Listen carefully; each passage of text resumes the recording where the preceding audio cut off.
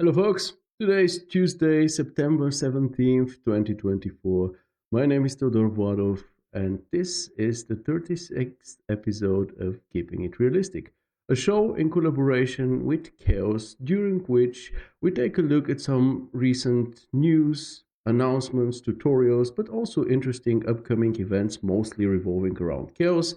We discuss topics relevant to the group and the visualization field as a whole, and last but certainly not least, of course, we review some of your works posted in the Chaos Campus Facebook group in the span of those 2 weeks between two episodes of the show.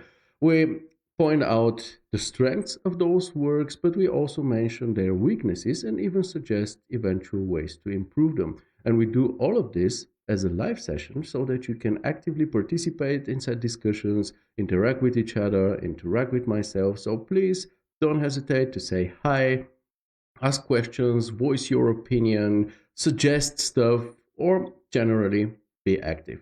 With this out of the way, welcome everyone. I'm very happy that we get to hang out together again after 2 weeks. I see some of you are already online. Juan, Kama, Sebastian. Hi folks, it's a pleasure to have you here.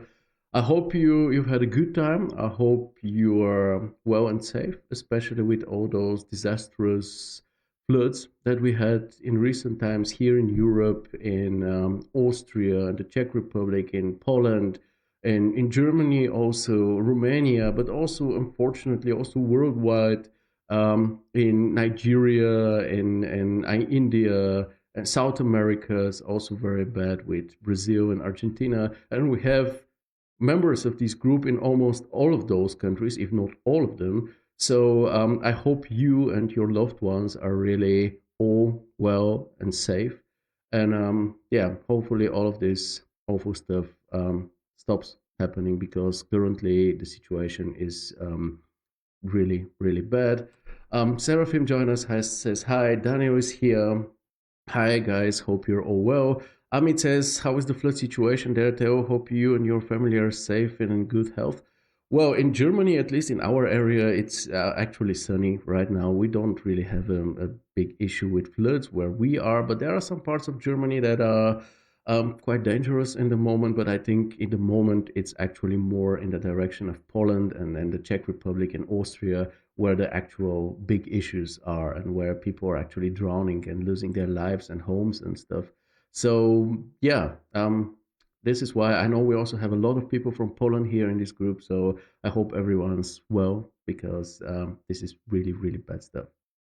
But we don't want this show to be a downer. So let's get in with the news. But before that, we will take a moment to appreciate today's cover image. Um, the shots for which were contributed by Diego, Serafim, and PG Studio. Serafim has already been featured. The other two, for them, it's a first feature. So congrats to all three artists. And as you can probably can tell by this image, I hope you like it. I hope you like the triptych, the way it turned out. But today we'll be very much focusing on interiors, however, very, very different interiors. And I'm very much looking forward to this. So I'll show myself now. I see Abdi joined us. Hello, man. Glad to have you on the show. And let's take a look at the upcoming events calendar by Chaos. I think we know all of those dates already. We have discussed them. Upcoming is the Chaos Unboxed event in Berlin this Thursday, September 19th. It will be more or less similar to the event that I attended in March, exactly 6 months ago, and then I went back and told you about. However, this time it's only going to be the Chaos Unboxed event in the Studio Cherie in Berlin and not in combination with the Arfist workshop with creative lighting and Nikos as we had it last time. Nevertheless, we have absolutely awesome lists of speakers here. Most of those should be a name that you already know, at least the studios they work from, Narrative, Texture Supply, Visguru, Johannes Lindquist.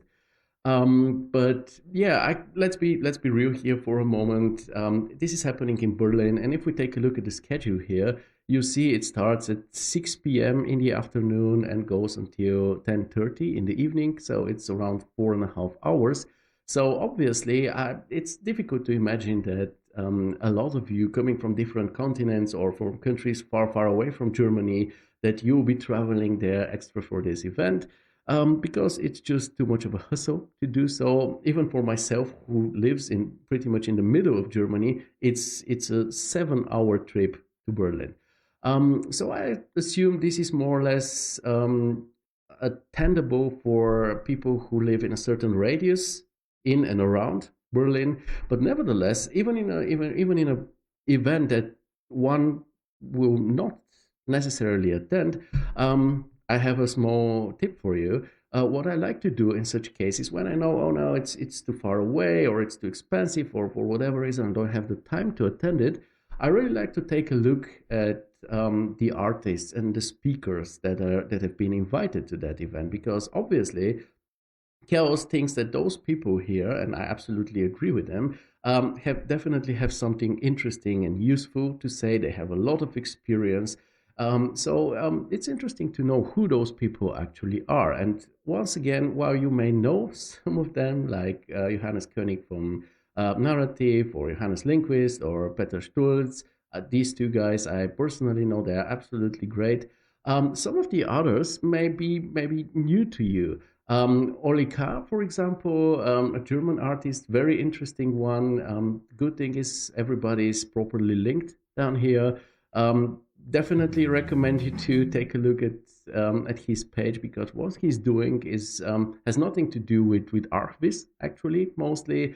But it's definitely really, really interesting. And the scale is amazing, because you have those project visualizations in a really small scale, and then you have stuff like this, which is, of course, very much over the top. And I really, really enjoyed going through his page here, found it very inspirational. And one other artist that I want to show you is Cornelius Demerich, who is truly a special one, because what he does here is more on the emotional and conceptual side. And what's great about it, I mean, you can see these look amazing, and lots of these images actually take even up to months to be created. So this is a very different type of artist than what we usually used to seeing with ArtViz and so on. So what I myself do in situations like this, when I know I won't be attending this probably, I at least make sure to check the links, to check who those people are, how they work, how their work looks like, because in the end of the day, you actually never know where life will lead you to. Because remember Wellington Franzau? This was one of the more recent episodes of the CG Architect podcast. He was a Brazilian guy, and currently he is in Liverpool, if I'm not mistaken, in a big visualization studio. And I don't think that initially this was his plan, but it's just where life took him. But in order for this to happen, you also need to know all of those studios and those great artists. So yeah, why not just take a look at Texture Supply, at VizGuru, at Xoyo, Narrative, and take a look at what they have to offer. And maybe you find something that you think is amazing, and you also want to be a part of it. Maybe you see that they have a vacant position and you want to apply for it. And you never know. I know artists from almost every continent working on different continents as well. Lots of them in Europe or in North America, for example. So yeah, this is just a small life hack regarding this, even though, again, I assume most of you won't be attending. But nevertheless, this seems to be one very, very interesting event. And as for the rest, Chaos is just pretty much on tour until the end of the year in different types of the world, mostly USA and Germany.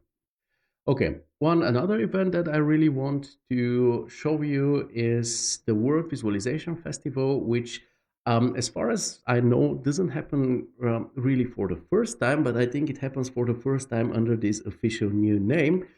It's bound to happen in the beginning of October, 3rd to 5th October in Warsaw in Poland. And it seems like a very big thing. You see some images out of this here. What I really like about this, here we see an outtake of the set list of all artists that are represented here. What I really enjoy is that this lineup consists of very different types of visualization professionals. So obviously, you have those great, very professional visualization studios. This is to be expected. But you also have the teaching side of visualization with Viz Academy or with Render Camp. Daniel will also be there. And then on the third side, you have the visualization and design departments of major architectural offices such as MVRDV or Henning Larsen Architects. So in the end, it's always the same topic of visualization, but viewed from multiple perspectives, which is great if you ask me.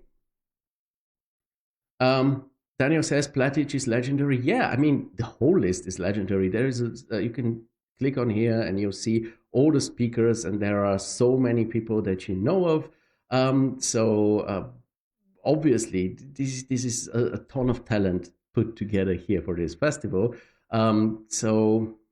Yeah, of course, this comes at a price.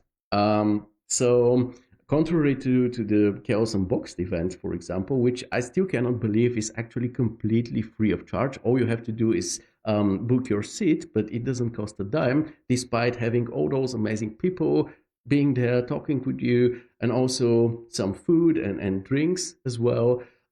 This one, of course, this is like a 3-day major event. It obviously costs money. The festival itself is around 400, not around, it's just 430 euro. The workshops, additional 160. If you buy a combi ticket, workshops and festival, it's 540 euros, which of course is not pocket money necessarily. And here, the accommodation, the travel costs, and all of these aren't even being included.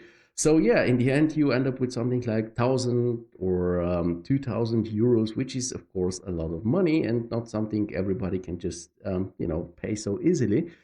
But I think that maybe this is something that the good thing about the World Visualization Festival or a conference like D2 is that they always happen at the same time, almost always cost the same. So this is something that you can put on your radar and maybe in future just consider making a part of your future plans. So let's say you want to make a trip to Europe at some point in your life. So then make it maybe so that you can attend the D2 conference or this one. So you have done then something out of both worlds, and you'll probably save money this way. So yeah, just wanted to put this out again so that you can put it on your radar. One thing that will happen also on this World Visualization Festival is that, the winners of the 2024 3D Awards by CG Architect will be announced at the end of it on the last day, I think. So yeah, and obviously there are some absolutely amazing nominees, as you can see here. I think we can just quickly go through those. My personal favorite is probably this one. I really just enjoy this image and this whole depicted situation here very, very much. But all the others are, of course, great as well. Not only the studios, but also the single artists, as you see here. And by the way, folks, do you remember us talking about this one? We reviewed it here in the show live, and Mohammed was in the comments, and we even discussed some points together. It was really awesome. It was a pleasure to talk about this work, and it's also great to see it here as a nominee for Viz Pro of the Year. This one also amazing, and yeah, as I told you, on October 5th, last day of this festival, the winners will be announced. So, and we'll get awesome prizes, as you can tell. So yeah, good stuff. Definitely wanted to tell you about it, and it's up to you what to do with this information. Daniel says Platige image is legendary. They inspired me almost 20 years ago. Man, this is the inspirations that you have. This is something that one remembers for life, especially an artist, I imagine. I also know my inspirations until this day, even if there are images that I don't even know the origin of. There have been some images that are just um, engraved into my memories, and I will always see them and remember, like, wow, this is just such an awesome stuff. So yeah, like images by Jakub Czech, for example. Okay, let's move on and take a look at the official Chaos Facebook page. We just talked about this one. The ray tracing for the win, a full length movie with all its, how many, 10, 15 minutes is out. And honestly, I really enjoyed. First of all, it's an awesome showcase for Project Arena. And I would say what we saw during this movie looks really believable. And I can absolutely imagine it being used in Hollywood and generally in future movie making and commercials and so on. And the second thing is it's just a cool watch. It's just awesome to see this because the folks don't take themselves seriously. On the contrary, it's just pure fun and it's radiating it, and I absolutely enjoy it. Kama says my inspiration is the Brick Visual Studio. Yeah, easy to imagine, Kama. Brick Visual are absolutely awesome. Okay, let's continue. We talked about a lot of these things. What I wanted to show you once again is this article here. It's called Exploring Texture in Architecture. It's a great one. I'll actually immediately share it here in the comments with you. Really enjoyed it a lot because it concentrates. First of all, it's a good read. It's obviously emphasizing the importance of good materials and textures. But the good thing about it is that it's important to understand that good materials and textures aren't only important for achieving a realistic final image. It is also important for provoking emotionality and for creating atmosphere. And I just want to show you something, two photos that I took last Sunday. We have this building here, the city hall, the old city hall in the city of Dillenburg that I live in, which is actually closed to public eye. And last Sunday there was just some guided tours, like 10-minute tours to this city hall. And I took some photos. I took more, but I want to show you just two of those. So the building is made out of exposed concrete on both on the out and the inside. And what you see here are these wall carpets that are actually a part of the architect's original design concept. Initially, I thought this is something that was added later as some kind of an interior design maybe, but no, these are a part of the architect's original concept. So he knew, okay, I'm doing this with exposed concrete, which generally seen is a bit unwelcoming, kind of cold. So I want to create a contrast to it on the inside where people will be staying for longer periods of time. So what I'll be doing is I'll be doing the opposite. I'll be getting into some contrast here by introducing those wall carpets that are, as you can see, soft and fuzzy and boldly colored and are in a huge contrast to the cold concrete. So textures and materials actually matter a lot, and they are not only something that you can concentrate on in terms of creating a realistic final image. They are something in when it comes to sending visual messages to your viewers. So yeah, I definitely recommend this article here. It has also some cross references to related blog posts. There are some featured videos as well that may be useful to you. Also, there is a list of external texture providers. So yeah, if you want, definitely check it out. Now let's get back here, scroll down a bit. I really like this one. I wasn't aware of the sheer number of assets at our disposal here.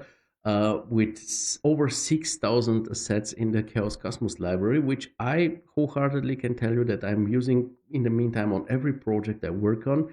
It's just really convenient. We're keeping it real here. I won't be telling you that I love every asset in it. Some assets I don't like the quality of that much. I never use them, especially for high quality shots or for close-ups. But at the same time, if you have, let's say, a fruit bowl or some set which doesn't have very high quality textures or lots of detail to those, then you can use it in the background, in the further, in the distance, where the insufficient quality isn't that important, but it's still there and it doesn't make your scene way too heavy, even though all of those assets are actually already turned into proxies once you import them into your scene. But nevertheless, I think it's great that we have so many, and I'm just waiting for the moment when the Cosmos library will be open for our own assets. It will be awesome. Mustafa says, but don't you think that this contrast is really harsh? Contrast is good most of the time, but this one is so harsh. Well, of course, it is. It is a matter of personal taste. In the end, you may like it or you may not like it. Our field or architecture in general is a subjective matter. There are people who are absolutely crazy over, let's say, Zaha Hadid's architecture, and other people who absolutely detest it. And you cannot say that they are right. Neither the one group nor the other. It's in the end, it's up to personal perception. So you may not like a contrast like this, and that's absolutely legit. And I personally, being there, I like exposed contrast. I have no issue with it actually, but I very very much enjoy the contrast. I'm not a big fan of carpets. First of all, I'm not a big fan of bold colors. Also, so this really isn't very much up my alley. But in contrast, I actually very much enjoyed it. It was just like a big pieces of wall arts just made out of fabric, and something that you can just go and touch instead of viewing from the distance. So to me, it was just an interesting concept. But why I wanted to show you this is mostly because I think that generating this contrast is something that provokes emotions. As I told you, it's provoking emotions, not necessarily positive ones. So you may not like it, I like it, and maybe somebody else, I don't know, is either in one of those two groups. But what I can say for sure is that most people won't stay indifferent towards something like this. So in the end, it was, long story short, just to say that textures and materials and the combination of those actually matters. That's it. So, where were we? Okay, the 6,000, the more than 6,000 sets here. And the last thing I wanted to show you on this page is this 2024 salary survey by CG Architect, which is actually something very, very useful. And I really urge you to please go and actually fill it out. I will share this link with you once again, even though Ricardo Eloy actually did so already. There is a direct link in the group. As you can see, it's up to you how much of a personal information you share with it. You can also do it in an anonymous way, but it happens quite often that artists reach out either in the group or in the Keeping It Realistic chat or directly in a personal message to me, asking me how much they should ask for on their next quote. And I think something like this salary survey here, it will help you a lot to have a better picture of how the salaries look like worldwide, so that you better know what you can count on for your next quote. So please fill it out. And yeah, I'm looking forward to see the results. I will also do so after the show. I wanted to just keep this link active so that I can show it to you during the show. This is why I haven't filled it out so far. But yeah, I think that's enough of news. We can move on to the learning. I see Abdi, and we will be talking about you and your tutorial, dear Abdi, has written something. I think a high contrast is important here because of all the color differences and the details. In my opinion, it is a pretty lovely piece of work. I'm glad to hear that you like it, but once again, there is no true and false in this current situation. It's just the provoking of creating emotions in the viewers. Because if it was just the bare wall, you probably wouldn't have it, or it would be a different type of subliminal message transported to the viewer. It's just the way it is. But once again, architecture is very, very subjective. I've studied it for 6 years, and honestly, there have been projects that I really, really liked, and they ended up being torn apart by the professors. And there were projects that I think were boring as hell, and they were praised to the sky and back just because the professors really loved them. Subjectivity. Okay, back to Abdi's tutorial. Abdi has who you also may know as AS Art 3D and Motion Graphics, is sharing with us a rare clone essentials tutorial here. for 3ds Max, and what's more important, done with the free version of Railclone. And it's a wonderful tutorial for beginners, explaining everything from the very beginning, how to do it. And knowing Abdi's art, he explains everything very understandably, very thoroughly. By the end of this one, you will absolutely know how to do what he's showing you. And what's more, you will know how to use Railclone in similar situation as well. Because this is what it's all about. It's not just about making this fence here. It's knowing how to use Railclone in your projects, so that you use the power of parametric tools like this and make your whole workflow easier and quicker. So definitely recommend this one. Of course, i2Soft themselves, they have a huge library of very, very useful tutorials on their YouTube channel. But to me, this absolutely doesn't make what Abdi is doing here any in any way redundant. On the contrary, it actually is a wonderful addition to what we have on the i2Soft YouTube channel. And I very much agree with Amit here, who said, hey, please keep those coming. They're very much appreciated, and we very much like seeing them. Yeah, that has been it with the official part, let's say the news and the learning part. And I think we can now talk a bit about today's topic. I see Abderrahman joined us, Abe joined us. Hello, folks. It's a pleasure to have you here. Abdi says, thank you so much. You're very, very welcome. Thank you in return for all those awesome tutorials that you do for us. Now, let's quickly discuss our topic for the day. It's mostly leaning on the previous episode of the show. It was a special edition episode because it was 1 year of keeping it realistic. And there we discussed some topics around the future of the group and the show itself, among which was also the idea to introduce work in progress days. So let's say Feedback Friday or Mentoring Monday or whatever they may be called, days on which group members are encouraged to share their unfinished work and get and provide each other with feedback. And by unfinished work, I mean really every state of the work. It could be the modeling phase or a clay model where you try to figure out the best angle to view your building or whatever your object you're visualizing from, or you're uncertain about, let's say, the lighting. Like in this case, I had really lots and lots of versions of this building with a morning sun, with a sun at noon, with an evening sky, and so on. Just trying to figure out which one is the best. So yeah, you're allowed to share any work in progress state that you are currently in. So after the show, I started a survey on the next day asking you, do you like the idea of having a work in progress day? Because during the show, these were more or less ideas that I was introducing to you. And yeah, with 100%, you said, yeah, I like the idea of having a work in progress day.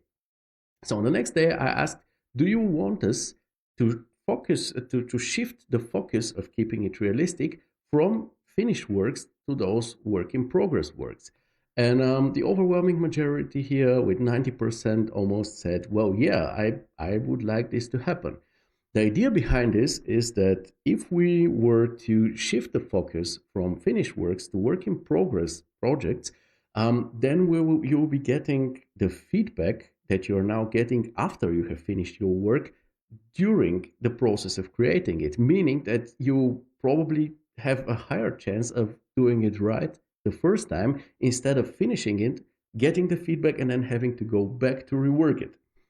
So yeah, you were obviously in favor of this shift. And then on the last piece of survey, on the third day, I asked you when you prefer those work in progress days to happen. My personal favorite would have been every 2 weeks on Monday, the Monday before the show, so that on Monday you share your work in progress stuff, and then on the next day I can tune in and share my view, because on those dedicated work in progress days, we actually expect you to give each other feedback. And it won't be only me providing you with feedback, but it's you, like the same way it is done in a big studio where people sit together and every artist shows how far they are and get some feedback from their fellow artists. And then let's say on the second day, I would tune in and also give you my own stance on your work in progress states. However, most of you decided that it would be better if we did this every week on Friday, and I actually can understand this because Fridays people are usually a bit more laid back, have a bit less pressure on their shoulders because it's towards the end of the week. So yeah, we decided, okay, let's do it on every Friday. Of course, on the flip side, if we do it Fridays, there will be a pretty big gap between the moment you share your work in progress and then me reflecting on it on the show, because it would be like Friday, Saturday, Sunday, Monday, Tuesday, like almost 5 days later. But I think that's okay. This is something that we can just try out and see what's the best. Anyway, last Friday came, and at some point I shared this clay render from my current work, and I put this work in progress time logo on it. And then I will show you all the works that were shared. Well, there were none. Nobody shared anything. And I'm not putting this out here to shame you. Because yesterday I had a talk with Sebastian, who is in the comments right now, and he said that he actually showed this. He showed this and he saw this announcement, and he started preparing stuff to share, and then came back to the group, and then nobody was had posted anything. So he told that he misunderstood something eventually and decided not to post, just to be sure. And I'm pretty sure I can bet that he's not an exception, and there others have seen it the same way. And I'm also pretty sure that some of you just didn't dare to share their work in progress because they thought that it's not cool enough or something like this. But let me assure you, folks, this is not the case. Remember, this is not a glossy gallery where you are expected to be showing yourself always from your sugar-coated side, okay? This is a campus. We learn from each other, we profit from each other here. This is the idea of a campus. Just imagine a real-life campus where a student goes and asks a question or shows a project in the works and somebody laughs at them, you know? Who will be the asshole here? It won't be the one showing there and asking for opinions and feedback, right? It would be the one who's laughing. I like to see the group as a kind of a gym. You know, if you go to a gym, you see the gym rats, you know, those people who have been there for ages already, who have built a ton of muscle, who know everything by heart. But there are also the newbies, the people who have their first day in the gym, and everybody is equally welcome there. And this is exactly the same with our group. You are welcome to share your work in exactly the same way that you will never, like a decent person, will never laugh at, like, say, an obese or a very skinny person joining the gym and struggling in the beginning. Exactly the same is with us here in the group. If you share your work, even if it's not very great or something, this is what the day is for. It's about sharing something which isn't finished so that you get proper feedback for it on time, and then manage to change it before finishing it with all the mistakes still in. So don't hesitate, don't think too much about it, just put it out. It's important, of course, that you have a specific question in order to be able to get a specific feedback. So don't just put out something like this and then expect people to just give you endless feedbacks, because this won't work. I wouldn't know where to start with something like this. Just share if you have. Of course, you don't have to, you're not obliged to, but if you have something, you're not sure, let's say you're modeling something and you know how to do it, but you're not quite sure if this is the best case. For example, let's imagine you're doing this building here, and then you do it by bullying it. You're making the walls, and then you're bullying out the windows, and then you think, I'm bullying it. How about the others? How do you do it, folks? Do you bully them, or do you make it like 2D then cut out the windows and then shell it, or what do you do? You can ask a question like this, for example, or you can say, hey, which angle represents my building in the best way? Or which of those lighting scenarios fits the building and shows its, I don't know, qualities in a best way? Stuff like this. Just ask questions, be specific about what you want to know, what you want to get feedback on, and just put it out there. There is nothing to be ashamed about, absolutely nothing. We're a campus here. This is exactly the reason why this group exists. There are tons of libraries out there, but there are not tons of campuses, especially free ones where you don't need to pay anything and still get input. Amit says, sorry, Theo, I think I might have been confused or didn't get the procedure of work in progress. I had commented for the same on this work in progress time post and didn't get a response, so even I didn't share my work in progress. Yeah, maybe I have missed your answer. I'm sorry about this, but yeah, now this is why I'm explaining this once again so that you folks know how this thing goes. Just when Fridays come, if for now this is the day that we decided to go with, later we can shift it to Monday or Tuesday or whatever. We'll see about this. But for now, it's Friday. So when Friday comes around the corner, you know that you are free to share your clay models, your modeling screenshots, or unfinished scenes in the state that they currently are, and you are able to ask questions in order to make your life easier. And yeah, that's why we do it on a single day, on a specific day, and not all the time.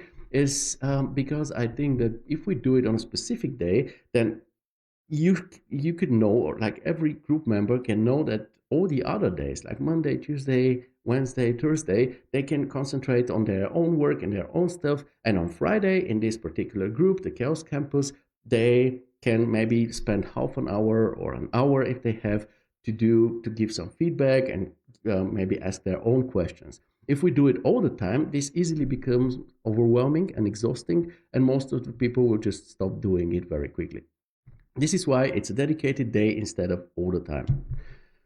Abe says, yeah, we should not be shy to share our imperfect work in progress. Yeah, this is what the group is for. Remember, your clients aren't in this group. You need to shine in front of your clients. You need to shine for a competition. You don't need to shine here. Of course, once you get your feedback and stuff, and then your work becomes great and you share it, and then it shines. This is great. Once again, see it as a gym. In the gym, you have the people that already look amazing, very athletic, have a lot of muscle. This is always great. But all those newcomers are exactly as welcome. Amit says, should we start a post with work in progress so that our friends here know this is a work in progress and not final stuff? Yeah, sure. I think we can, for the beginning, we can just use a hashtag work in progress, something like this, with a hashtag in front of it, or work in progress time, something that just shows that this is a work in progress and not a finished state. But yeah, let's try to concentrate it on a day, on a specific day. Once again, it doesn't have to be Friday in the long term. If Friday happens to be the right one and everybody likes it, we can keep it. If not, we can also try with Monday or Tuesday or whatever. But let's always do it on the same day, just during the whole day, so that everybody knows and can set their expectations. Oh, this is the day where I can share my stuff, where I can give feedback, where I should give feedback, so that everybody profits from this. So yeah, let's try out with a hashtag with work in progress. And now coming Friday, we can try it once again. I will just repost this image once again. And once you see it, just remember that you are more than welcome and encouraged to share the current state of your work and ask questions about it. And I hope that everybody will be also tuning in and providing others with feedback. And this way we'll be doing exactly what, once again, big, very successful studios are doing. And also architectural offices, by the way, too. Um, Kama says, I was almost done with my image rendering process. I will wait for another new project. Yeah, again, you're not obliged to. It's just an option for you because usually most of the group members are single artists. And contrary to a studio where you can just go to a fellow artist, sit on their desk, and then discuss the current state of your work, you have nobody to do this with. So The group is just giving you the chance to now do this. Just put it out there, ask the question, get some feedback, and continue. And once again, you see the Mir book behind me, and every other studio that I know of, and also all the architectural offices that I know of. They always sit together at least once a week, discuss their projects, provide each other with feedback, and continue with their work. So this is just the group giving you the chance to do the same. That's it. I think we've talked enough about this because we're already 40 minutes into the show and we haven't reviewed any single work. Abdi says, what about Saturday 3?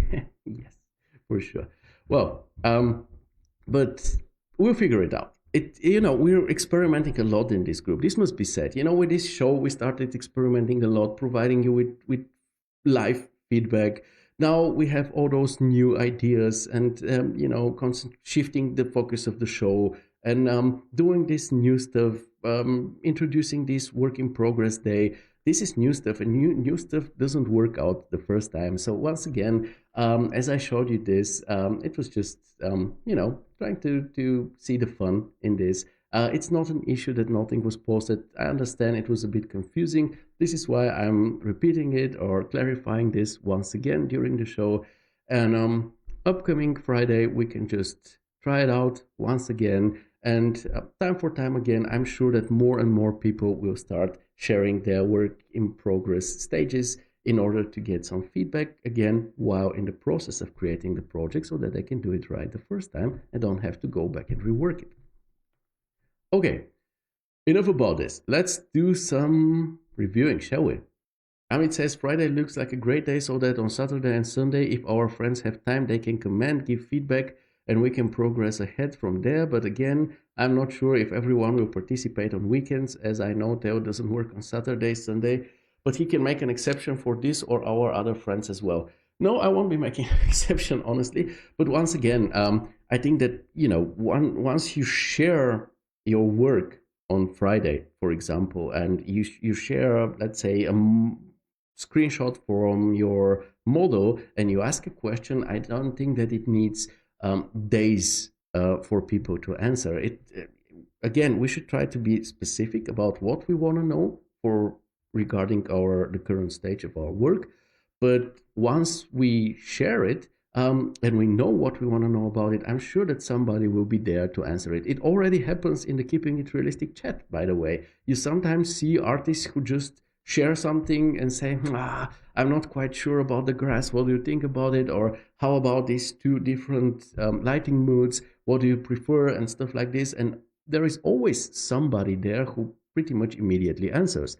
So if we have a work in progress day and everybody has a bit of this attitude of, hey, this is the day where in the Keeping It Realistic group, the campus group, I'm sorry, we are providing each other with feedback and helping each other. I think that you won't have to wait for Saturday and Sunday. But once again, the show will come, the show will follow on the following Tuesday, and this is when I will also be giving you feedback too. So yeah, my feedback comes during the show, and all the rest feedback is something that you do among each other. Of course, in the beginning, I'll probably also be there as well until the whole thing starts rolling. And at some point, I think it will be something that doesn't need me to work properly. Let's now review some stuff. Okay. Oh, okay. This was strange. Do you still are you still with me, folks? Because this was like a significant drop for whatever reason, and I see that the live session seems kind of paused. Everything okay? You still hear me? Oh, okay, that's cool because the live preview shows that you see a black screen only. But if you see my screen and hear me, then everything's fine. Thank you. Okay, we'll start with Subhan. I don't know if you remember Subhan. He used to be quite active in the beginning of the show last year. He was sharing stuff almost on a daily basis, and suddenly he disappeared. Apparently, this was due to depression. As he says here, I was in depression, so I quit everything. which is, of course, very, very sad to hear. But he's back now, and I'm very happy about it. And now we'll take a look at five of his works that he posted. Of course, it will be very quick reviews for each one of them. I see it's saying we can see and hear your tale. This is all awesome. Abdi, have to step out. Have fun with the show. I'm looking forward to watching the recording later. Wishing you a great and successful time, everyone. Cheers. Bye, Abdi. Have fun with the small one. And yeah, let's get back to the reviewing here. So these are the five works that we want to talk about today. It's like five single, simple images. The first one doesn't have any caption to it. The second one says, "Art is not what you see, but it's with one T, please. But what you make others see. Learn the rule like a pro, so you can break them like an artist." So there are these massive quotes here. A bedroom, and there is one final bedroom as well. So first of all, regarding your presentations, dear Subhan, I know he wanted to be here today. I don't think he is, but he'll certainly be watching the recording. So I'm referring directly to him. The quotes are pretty cool and quite true, actually, especially the ones with learning the rules and then breaking them. But of course, all this important info regarding the project, the background of the project, the software combination you use to create it, your challenges, your goals and stuff is always missing. So please make sure to add information like this in the future. It just helps better understand your work. My general impression after going through all of those five single projects is that your work has gotten better in the meantime. It is still experimental, as we can see here, but it's kind of cleaner, it's visually consistent, and probably more relatable for the casual client, I would assume. So we'll start reviewing with this first scene, the design of which I actually pretty much like. It's quite intriguing. There is a room for interpretation here because I'm not sure if this is somebody's living room or maybe some type of a semi public space like a spa, for example. The color scheme I very much like. It's more or less the same color scheme on as on every of the following images here. But it's good. It's earth tones, beige together with green goes together fine. It's soothing. It's pleasant to look at. So this is a thumbs up for me. The lighting, simple yet effective, creating some really good tonal contrasts. This must be said. Just take a look at this one, for example, or take a look at those. This is like a textbook tonal contrast example. It's absolutely amazing. Really, really love it. Also, the artificial lighting that you have added here behind this wall is a very good idea because it suggests that there is something else happening behind the wall, which kind of wakes the curiosity in the viewer, and this is a good thing. Now, regarding the functionality and the general design here, there are some questionable aspects of it. First of all, we have this very massive column in the way, which is rendering a big part of this space pretty unusable or hardly usable, let's say. And also those hugging statues, despite their awesome tonal contrasts, are kind of blocking the way to whatever is behind this wall. The vintage stand that you have here is feels kind of off, and same goes for this trophy mount on the column. This is something that I would expect from some cabin in the woods or in the mountains, and this just doesn't really belong here. It sticks out like a sore thumb because it's the only vintage weathered asset in the whole scene. I mean, sure, the pots also have a bit of weathering on them, but this is way stronger, way more prominent, and this is why I don't think it fits the rest that greatly.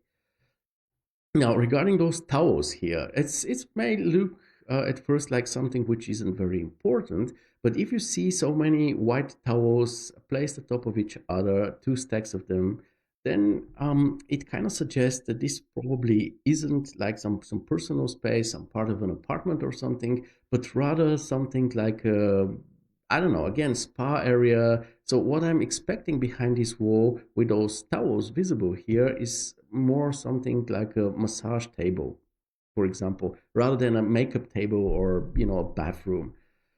So this is something that you really need to consider while creating your designs or doing the conceptual work for them. Regarding the modeling and the materials, so first of all, many surfaces look almost untextured, like they have this very plain, diffuse texture on it. There is some reflectivity and glossiness on it, so it's not like a basic color, but still, it's not enough. And also, it seems like you're using a lot of the noise modifier on some of your surfaces, like the column here and this back wall there, which looks kind of weird, especially in combination with this very smooth material. So I will show you, let me show you an example of mine here, because using a noise modifier on surface can actually end up being very cool, because it creates certain highlights and also some shadowy areas that make the surfaces appear lively, as you see in this case. But I will always recommend it in combination with some rough material like stucco or something like this, so that it doesn't look weird. Because if this was like purely soft, smooth material, it would definitely look strange, to say the least. And I think this is enough actually for the first shot. Let's move on to the second one, because we still have a lot to review.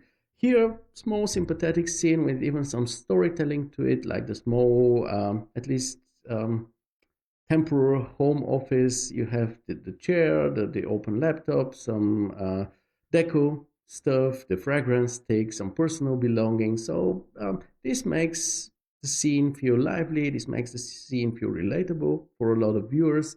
Also, what I really enjoy here is the contrast. Let's zoom in a bit for this one. Is the contrast between this rough patterned wallpaper and the sleek polished surface of the mirror. Contrasts like this, we had this topic in the beginning. You may like them or not, but they are definitely visually exciting. So the contrast between hard and soft, rough and smooth, cold and warm, bright and dark, big and small, stuff like this. If you have it in an image, it will definitely create some dynamic. And I personally am somebody who tends to enjoy this a lot.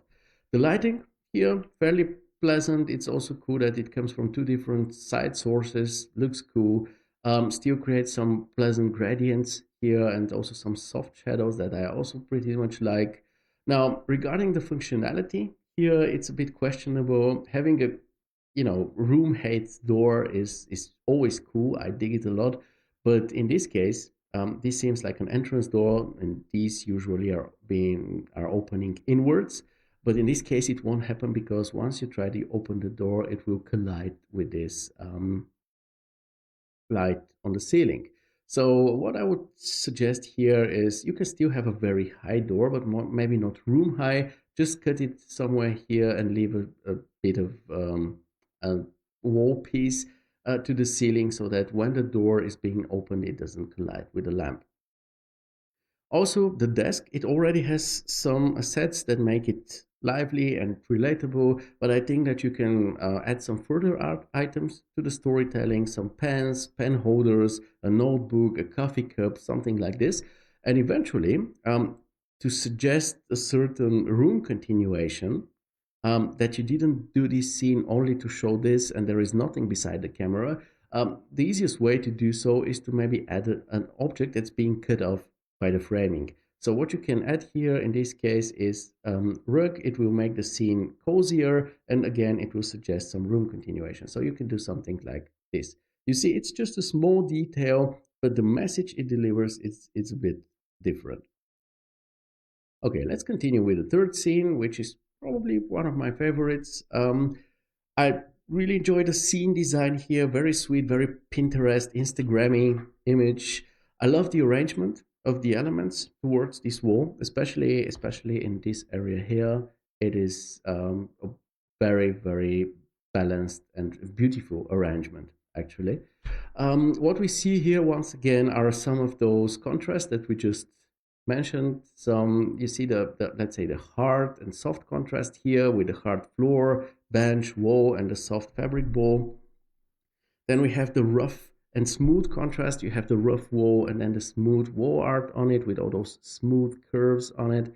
And then we have the big and small contrast as well, the big massive bench and then the small stuff put onto it, or those fragmented leaves of the shrub or plant or whatever this is.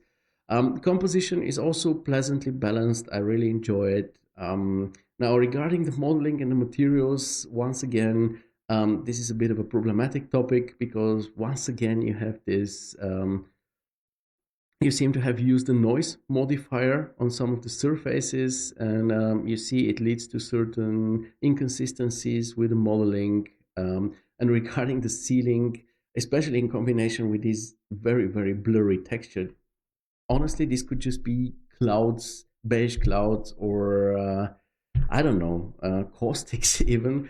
Um, it doesn't look really nice. So you need to find a different approach and be way more subtle with things like this. And yeah, I think this is enough about this scene. Let's move on to the fourth one. It's here I really like that we have a new type of space on display, um, because this leads to a more diverse portfolio. If you have only living rooms, for example, especially if you're always or if you tend to use a specific color scheme like you do with all those beige and gray and some green in between, and then you all have the same rooms. At some point your portfolio will look like you have only visualized one living room and then have made tons of variations of it. So it's better to also have different types of rooms as well. So have a living room, have a kitchen, dining room, and bedroom like this. It's a good thing. It makes your portfolio diverse and more interesting to look at. The background here is some of the things that sticks out nicely to me. I like how it fits, both in terms of perspective, exposure, tonality too. The only thing that I don't quite get here, I must admit, is what what this thing is.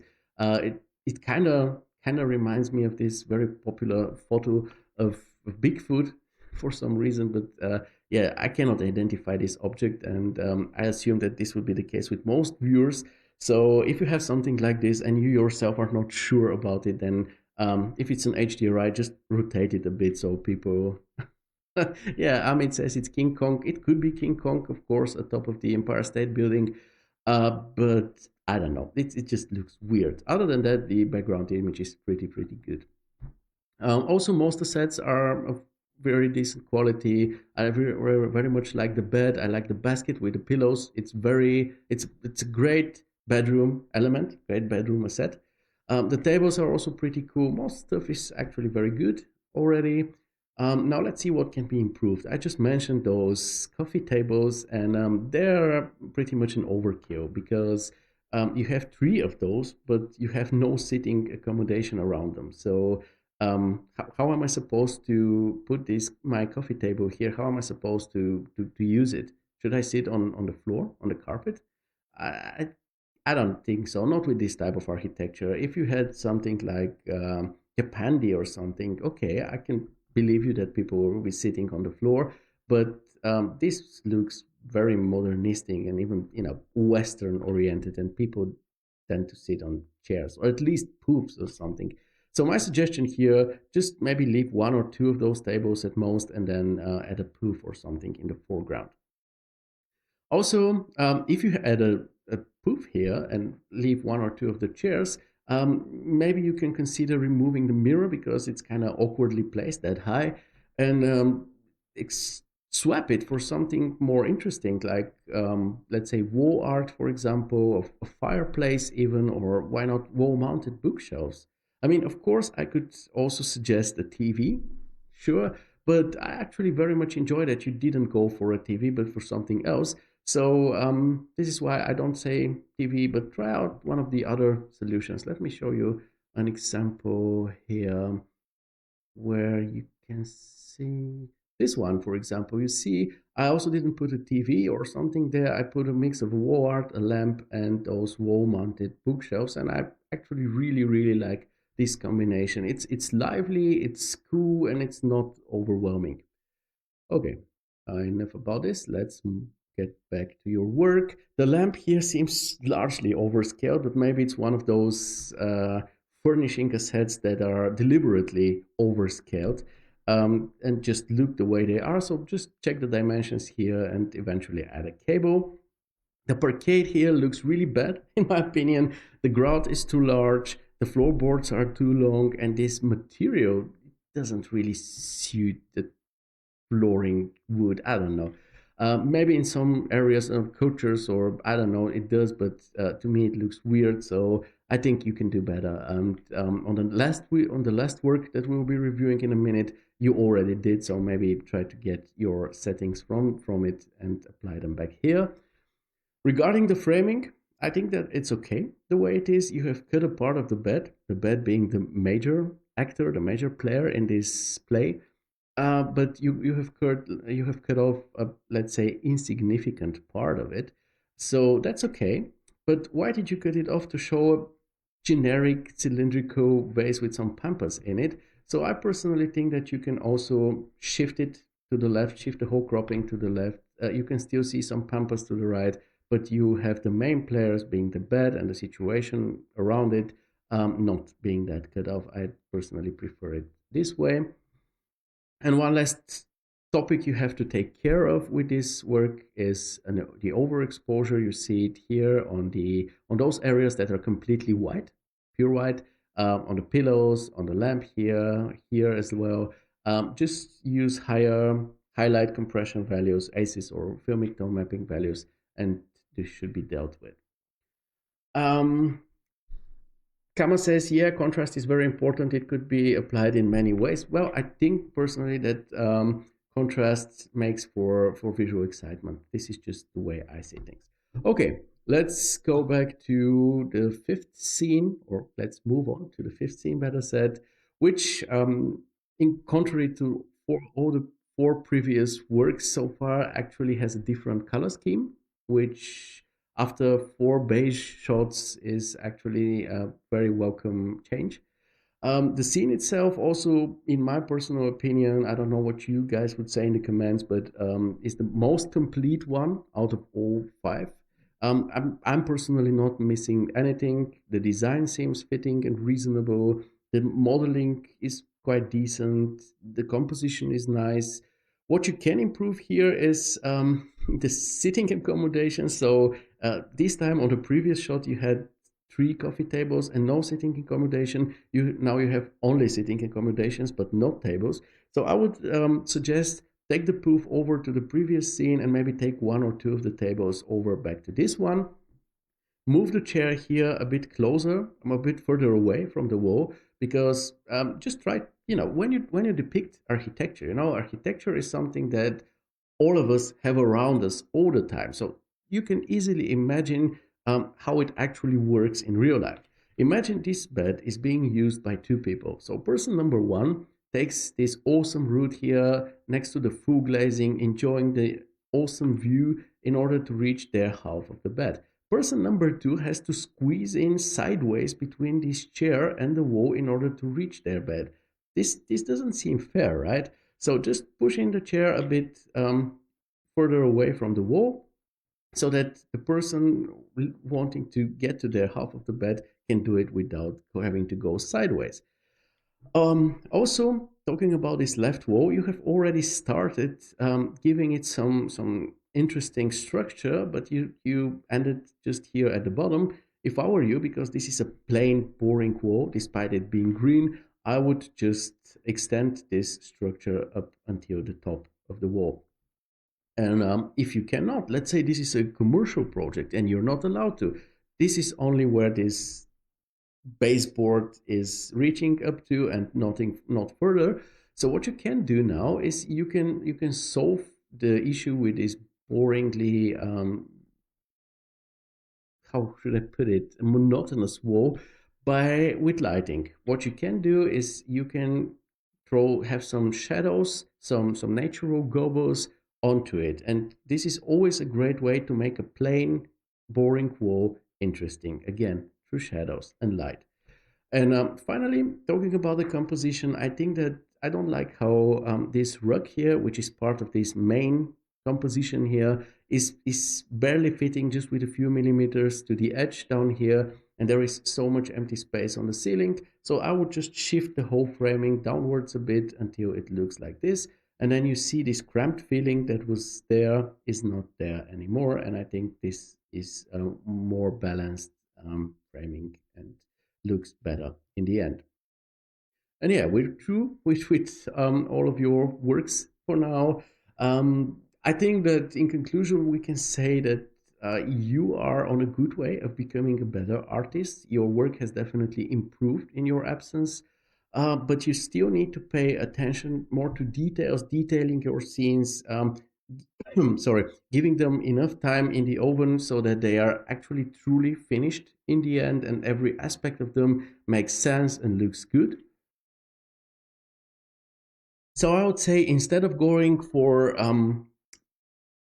quantity, which is a bit of a tendency that you used to have, and looking at your five works posted in the span of the last 2 weeks, I think this tendency is still ongoing. So try to move the target of your work from the quantity to the quality. Don't make 5 or 10 works. Make one, but make it really, really, really good. And also gladly experiment more with lighting, with emotionality, with storytelling. And again, you're on a good way of improving. And once again, I'm really happy that you're back, that you're fit again and not depressed anymore. And to all of you folks watching today, please take care of your health. No rendering, no job, competition prize, or whatever is worth your health. Because the moment you become depressed or burned out, you are just a hollow shell of yourself. You can't do anything anymore. You can't advance. You're just a burden, and you can't achieve nothing anymore. And all the progress that you've made comes to a complete full stop.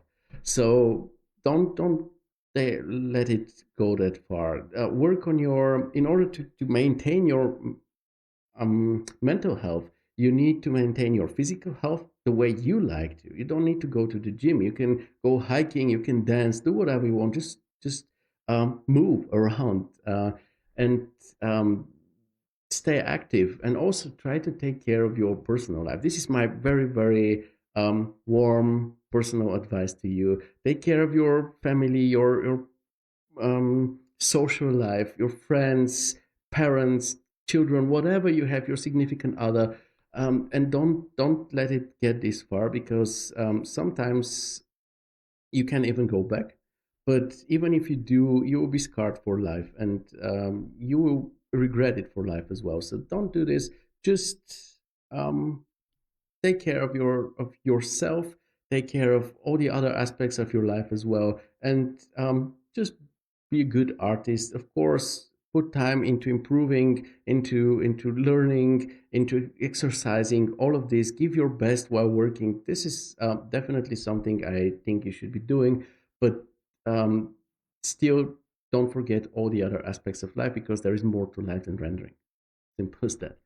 Anyway, let's move on to this second work that we will be reviewing today. It will be Smith's work, who is exercising his skills in the pursuit of photorealism. He writes, "Hello community, I'm sharing this render with you, and I hope I've managed to create a decent photorealistic project. However, I would appreciate hearing your comments and any improvements I could make. I use 3ds Max, Corona Renderer, and Stable Diffusion. Thanks everyone." So, very cool description, informative. It's also great to know that you're open for constructive criticism. It shows a great attitude on your side. Just a bit more project info would be great. Why this house? Is it something you came up with, or is it inspired by something, or a recreation, reproduction? It would just, the more we know, the better we understand the project and the better we can evaluate it. Now, my general impression, you say that you are trying to create a photorealistic project, and with this one, I think you came close to the goal you've set yourself, and this is great. Let's see the good stuff first. So the modeling seems solid to me. You have some finer sets. I especially like this dining table and the arrangement on it. It looks very, very cool. I like it a lot. The materials have clearly perceptible characteristics and properties. You can see that this is fabric and this is wood and this is stone. Also, generally speaking, a very nice and also realistic color scheme. Sometimes, or oftentimes actually, we see artists going with these very, very reduced and idealized color schemes. We just saw a few examples of this. And if you have, this is not especially realistic in terms of real life conditions. You see how the woman here, for example, has something blue on, and this is how things in real life actually are. You know, you don't do anything in just two color space and leave everything else that doesn't fit into it just out. It's not how things are. So having some additional colors here makes this realistic. Nevertheless, you still have a very clear earth tone color scheme that's very enjoyable. Also, the viewing angle that you've chosen to place your cam in this corner is very wisely chosen, I would say, because it lets the viewer get a good idea of the general design, but also the general space flow among all of these different rooms. The lighting is pleasant. It's a good mix. We have a good mix of natural lighting streaming through the large glazings and artificial lighting in the kitchen. It feels organic. The way both mix, like in this area here, feels really organic, really authentic, and I really like it.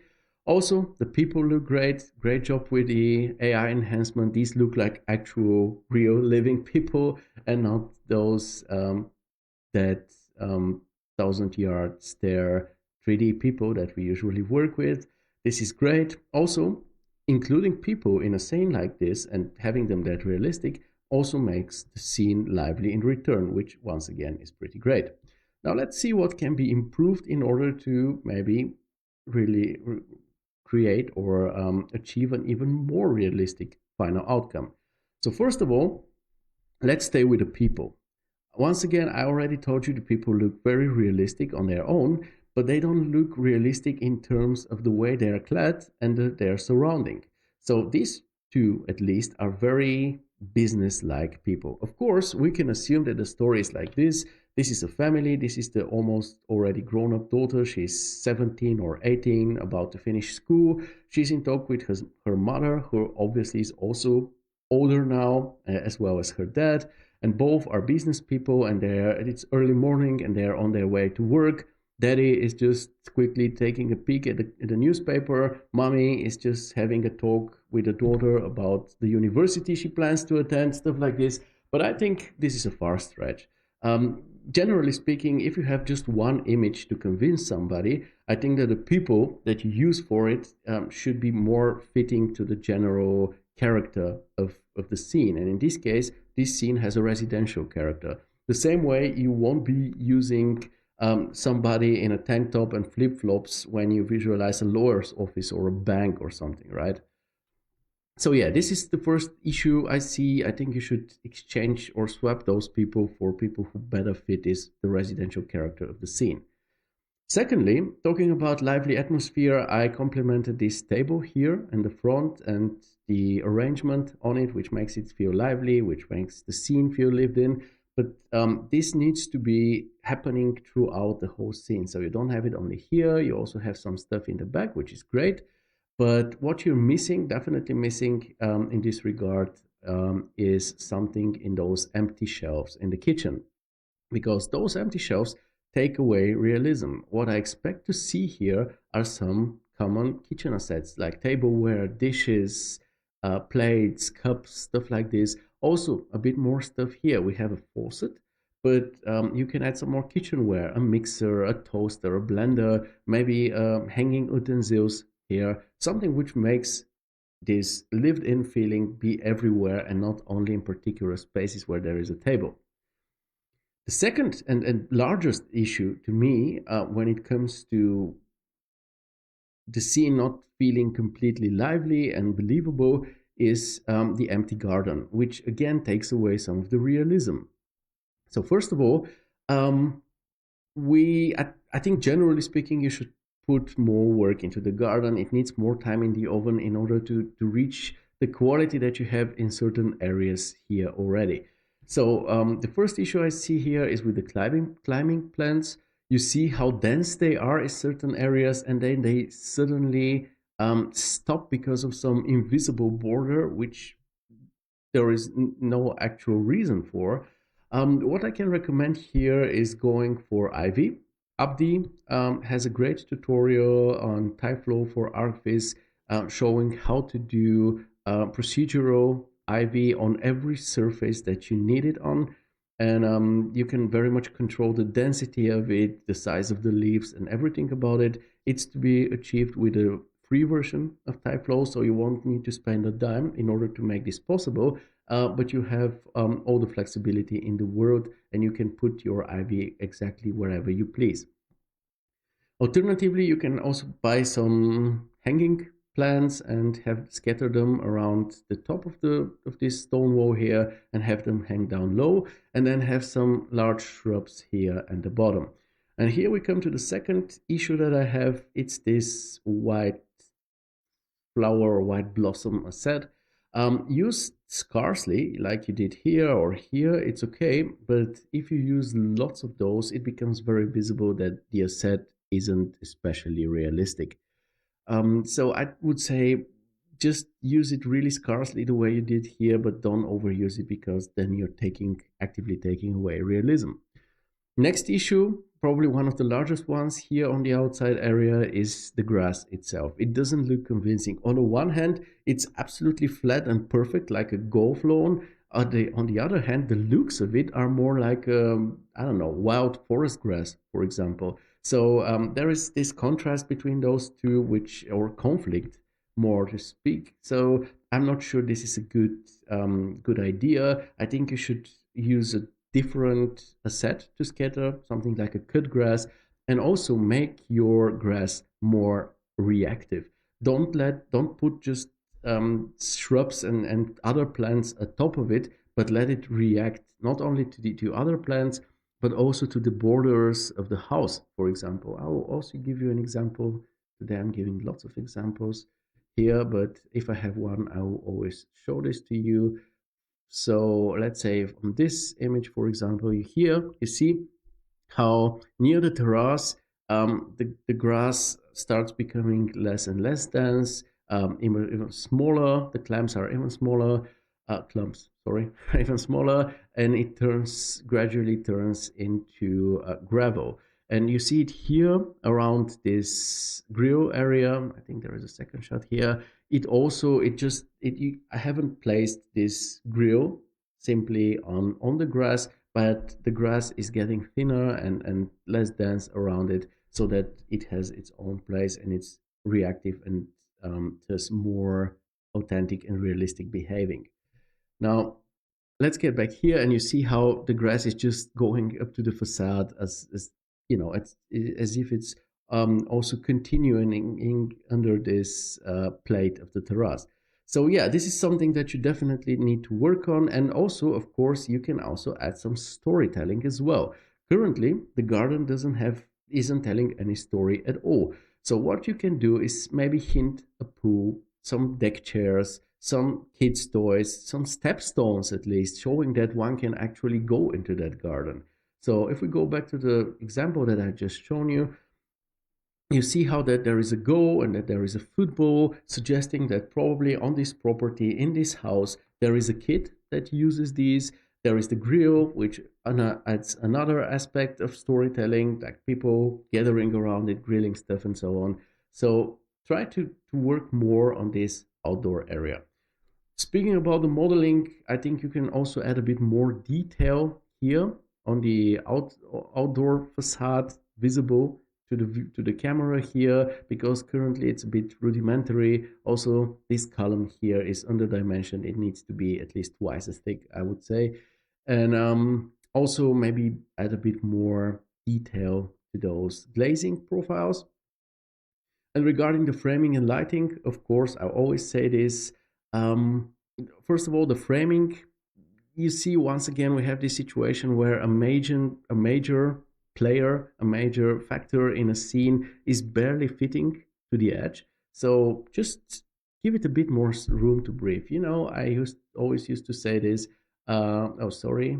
This was, oh, by the way, this was another example that I wanted to show you. This is from my recent project, where you see how the grass is a bit adapting, and where we have those buxus shrubs, we don't have, or hedge, better to call it, we don't have the grass just growing underneath it. Instead, we have mulch. And here also you see it doesn't go directly to the border or those curbs. It actually stops a bit before it. And here where the tree is being planted, we again have mulch instead of just the grass continuously growing.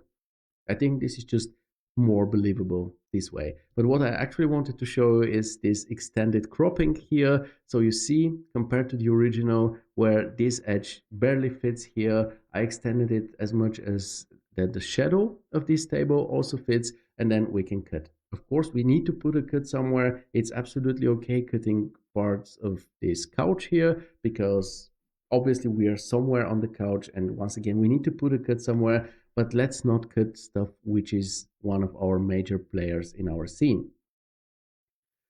And of course, the lighting coming from the outside with the glazing like this could be more emotional. If you imagine you had some kind of a tree in this garden and you have the sunlight going through the crown of this tree, through all the leaves, you could have, of course, awesome natural gobbles here, which will make everything way more interesting and lively as well.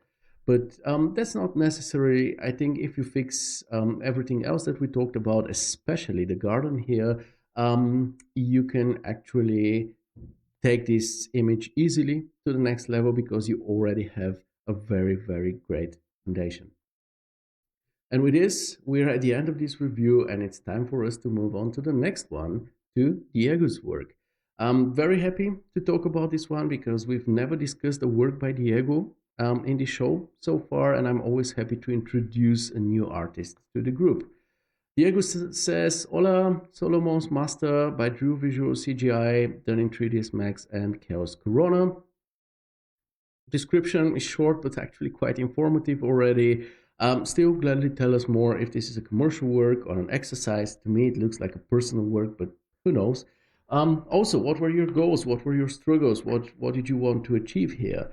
It just helps better understand your work. That's the deal with it. As for the image presentation, sorry, before we take a look at the shot, I really love this because of the great variety that we have here. It starts off with a major scene, followed by a close-up, then another side view of the major scene, then a very interesting semi-close-up angle, then we have another major shot. So this variety is making this preview here really, really interesting. And also all the images are very visually consistent, which is something that I personally find to be very important. By the way, folks, are you still with me here? You can gladly let me know in the comments because, yeah, I'm talking and talking here, but it's actually only makes sense if you are actually also listening. Even though I know that, at least judging by the numbers, a lot of you are told, like a huge lot of you tend to watch the recordings afterwards. First time Claudio showed me the numbers, I couldn't believe it because let's say a video where, let's say there were approximately 20 people watching live, then was viewed around 400 or 500 times afterwards. But I understand we cannot find a time where everybody can attend. It's just impossible because we have people from all over the world. There are different time zones. Also, people are differently busy. Even people who are in our time zone here could be very busy. So yeah, it's just the way it is. I personally enjoyed very, very much the way it is because I don't really feel like having a ton of people during the live show, because if how when we talk a lot like we did today in the beginning of the show, then the shows become quite long because I try to react to almost every comment that you write, and then yeah, it becomes quite a long show that nobody will end up watching for 3 or 4 hours. Anyway, Amit says we're still here, good and nice feedbacks, no need to talk back but just to absorb the knowledge from you. Good going. Well, thank you very much, Amit. Then I will continue giving you a knowledge to absorb. And the next work is actually one where it's just a pleasure to talk about because it seems like Diego is knows what he's doing and is also having fun while doing it, and it clearly shows. It's marvelous work. I really enjoy it. So let's take a look at the good sides of it. To me, the highlight here are actually the materials, and with this, I don't only mean that those vintage looking materials are very realistic. We have them on the beams, we have them on the bench and the bed and the floor. They're realistic, they're great to look at, but this is not the only thing. It's also not only the color scheme, which once again is earth toned and very, very pleasant, especially for a bedroom. To me, what I also enjoyed very, very much in terms of materials are those contrasts. Obviously, you see there is a certain tendency here today. We mention very often this term contrast, and I just think that contrasts are something really great when it comes to visual arts, and not only, but I just take a look at this.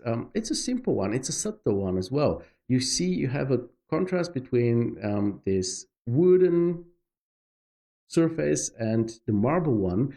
And even though both materials are actually natural materials, you find both materials out there in nature, it's still that they are in a certain contrast to each other. Why?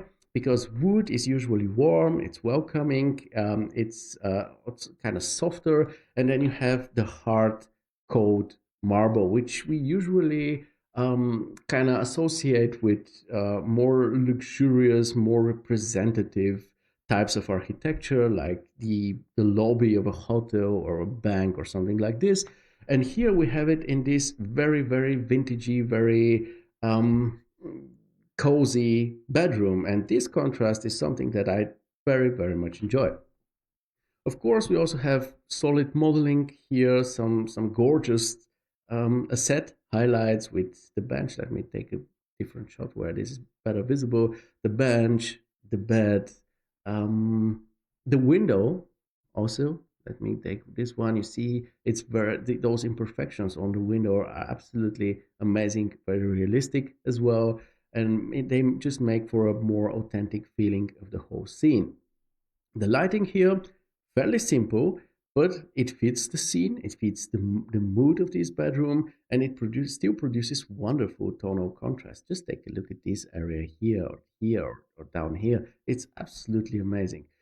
The framings, let's maybe check them one by one, starting with this beautiful central perspective, which, by the way, is also a great introductional shot, so that afterwards Diego can do what he actually ended up doing.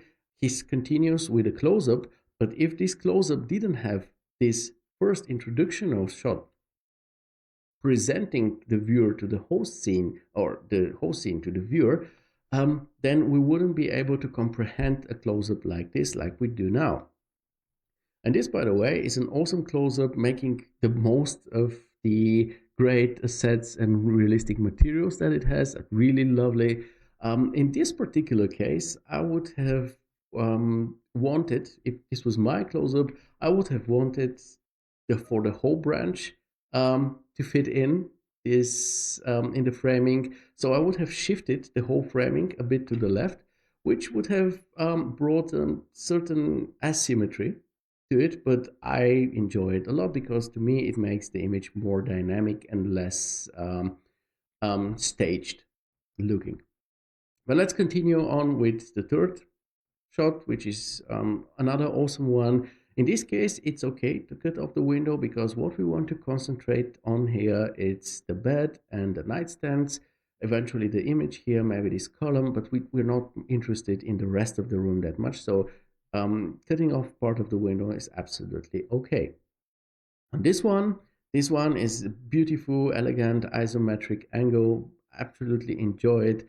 The only thing I wish for here is that the book wasn't placed so much towards the edge, but on a more central position, so something like this. I think it's way more balanced and better looking this way, and I would recommend it. And remember, folks, you still have the flexibility. A real life photographer would also move a few assets or pieces of furniture even around if they are making a photo shoot. So why shouldn't you, if you already have everything, all the means to just move a few sets around? I understand that this book being placed, let me get back to the very first shot here. This book being placed here for the first shot looks great there, but for the next shot here, just move it a bit to the side, take a new shot, and then bring it back. Simple as that. Okay, let's continue with the fifth shot, which is a great one. I have nothing to add here. Again, we have some wonderful tonal contrasts, great composition. We see the whole architecture, the beams on the ceiling, the pitched ceiling, the roof, the opening here for the window, the constructional parts of this architecture. It's just awesome. And the final shot, which probably is one of my favorite one, because we are placed here in the framing of something like a door, and it feels like we're taking a peek into the room, which is only emphasized and amplified by the depth of field effect on this door frame here, giving us this peak feeling, just taking a glimpse around the corner. And now let's see what can be improved. It's really not much in this case. So the nightstand lamps are turned on, but if you take a closer look, you'll see that they actually seem to produce almost no light at all. And I completely understand that you don't want them to illuminate the darkness here, because it's because of that darkness that such tonal contrasts like this one here are happening.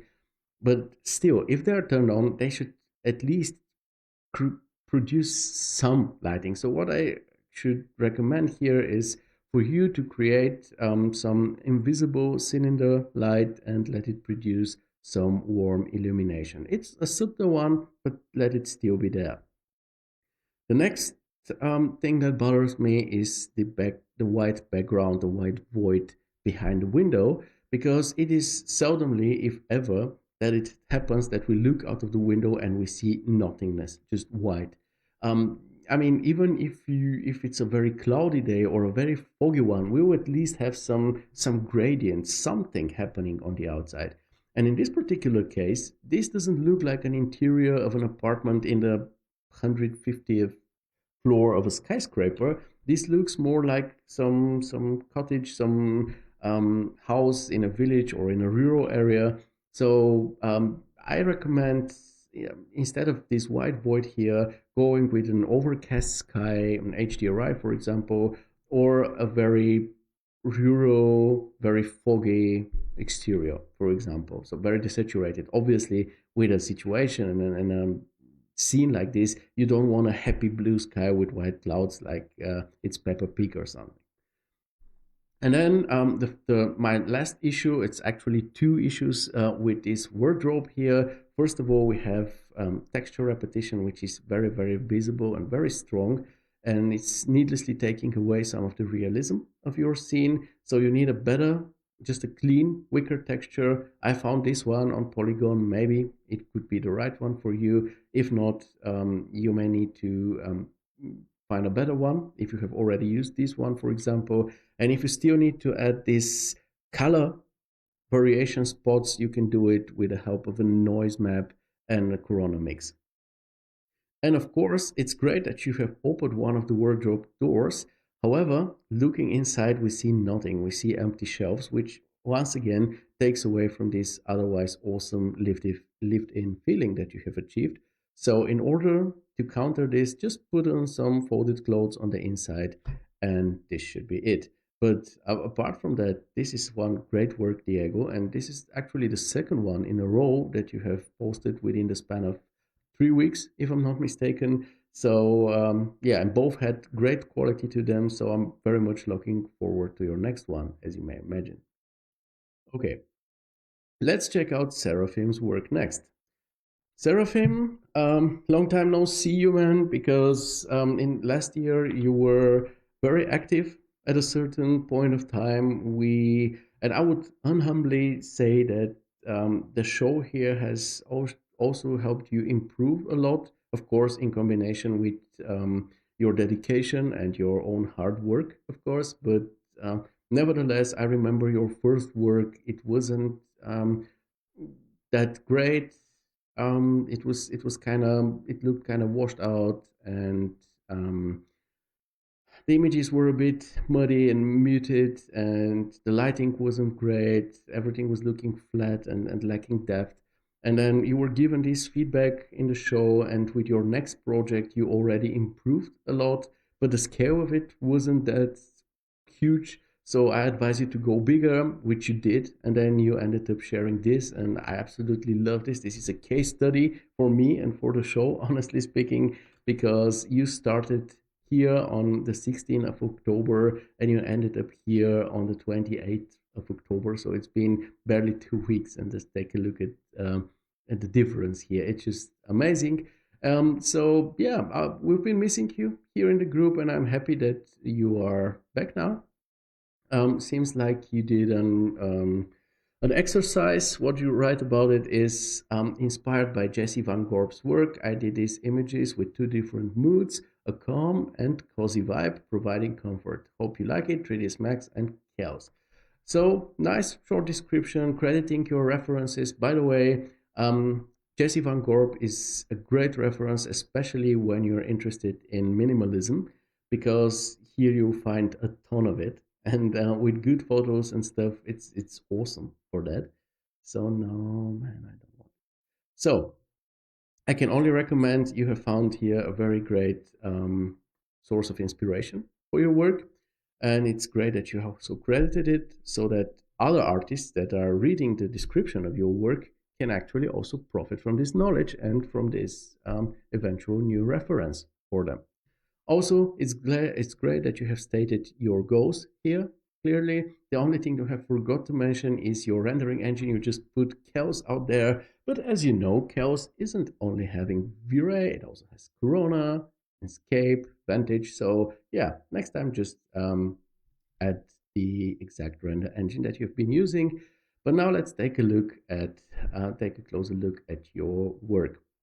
And my general impression, after going through all of those 4 images, is that you did a great, simple exercise and executed it in a very elegant and good way. The highlight for me here is the mix of design and framing.